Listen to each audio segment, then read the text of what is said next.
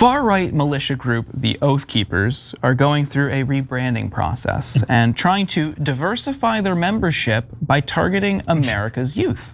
We'll explain in a minute, but first, some background on the organization. The Oath Keepers started in 2009 under the leadership of Stewart Rhodes, who is currently serving an 18-year sentence for seditious conspiracy due to his role in January 6th. Now, a former Las Vegas cop, Bobby Kinch, runs Oath Keepers USA, a new name, and is trying to give it a facelift.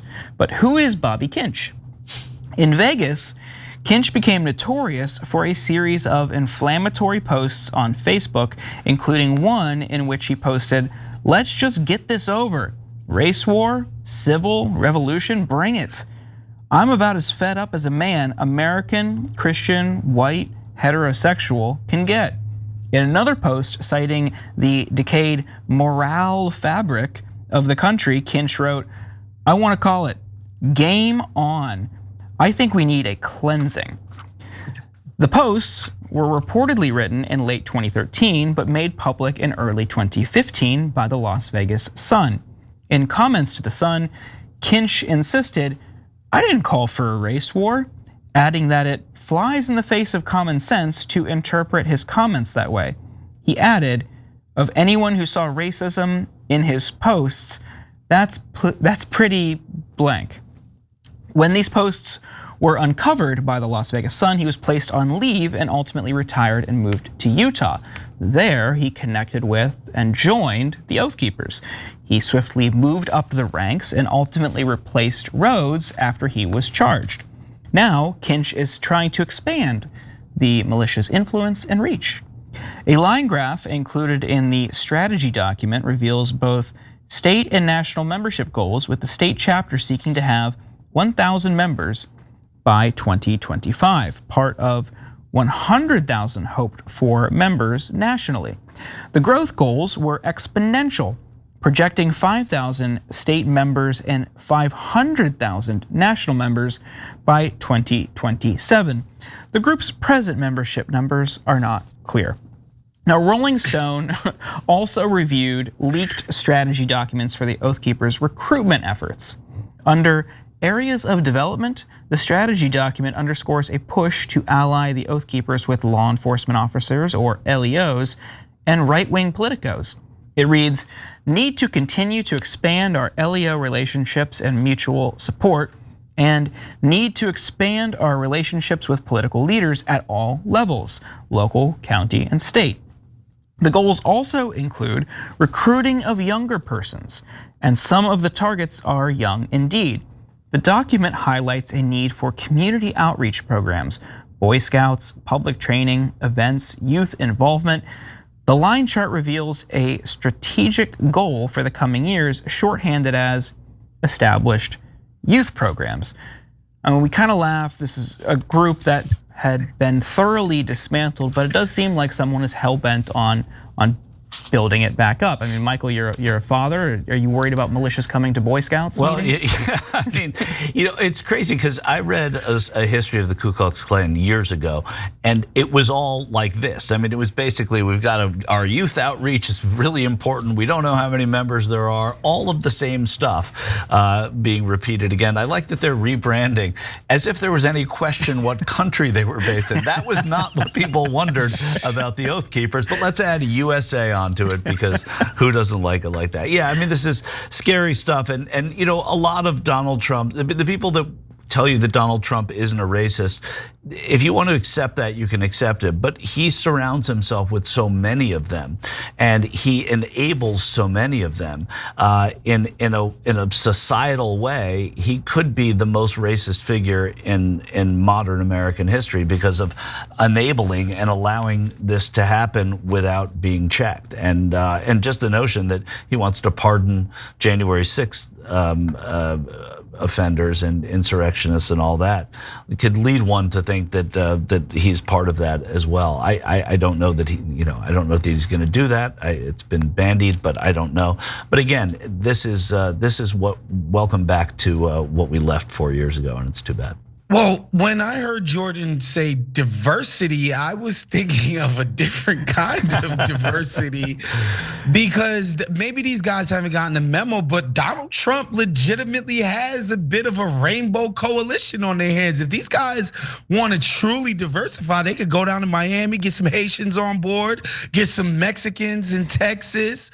There was even Puerto Ricans in AOC's district that voted Republican. Hey, man, listen, if they really want to diversify, they have to embrace the new rainbow coalition of the MAGA movement. Man, these guys got to get with the times. I mean, don't give them any ideas. You did have Enrique Tarrio, who led the Proud Boys before he got pinched, and they used that to deflect from the behavior below the head of the organization. The one thing, Michael brings up pardons. I'm curious if they do release Stewart Rhodes, Trump pardons him, like he promised to pardon, or at least look at many of the January 6th convictions. Is there going to be a battle for leadership? I hope Axios will be on that. We want up to the minute reporting on that. But it is kind of sad though that this is something that they want to do to build this effort into something much different and bigger and more influential in the long run, knowing what its now leader thinks, seeing what its past leader has done. It's alarming. I think there have been inroads made in places like Utah and Idaho, especially for these types of militia groups. Those are really the hotbeds for some of these organizations. If they're getting involved in the community and some of the resources that they want to provide, like training, activities, that kind of stuff, it's almost like a backdoor way of filtering them in to this type of culture and community, which is alarming because beyond just the constitutional aesthetic, there are some pretty deranged and backward ideas. I wouldn't encourage people to go to their site and give them any traffic or any of their channels, but it is alarming. I mean, you saw what they did or what they wanted to and planned to do on January 6th. It's also unnerving that they want to recruit law enforcement, but not surprising. And by the way, I know you guys are as acutely aware as I am of the alienization of the modern man and woman in this stage of capitalism, and this idea that there needs to be more civic engagement, like community activities. We were talking about bowling leagues though, guys. This ain't the type of community activities we were trying to get people involved in, y'all.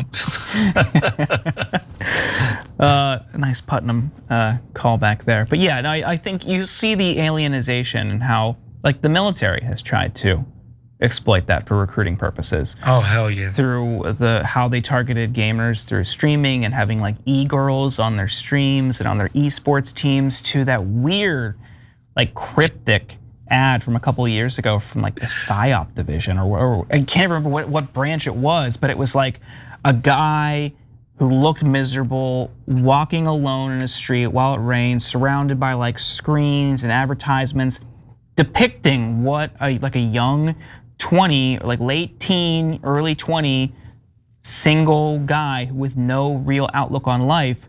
Well, come join the military. You'll get stability. You'll get an income. You'll get benefits. That's, to your point, was it's alienation and a lack of economic prospects really enables these types of institutions to recruit effectively, and it's alarming.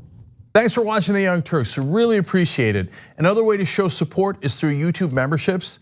You'll get to interact with us more. There's live chat emojis, badges.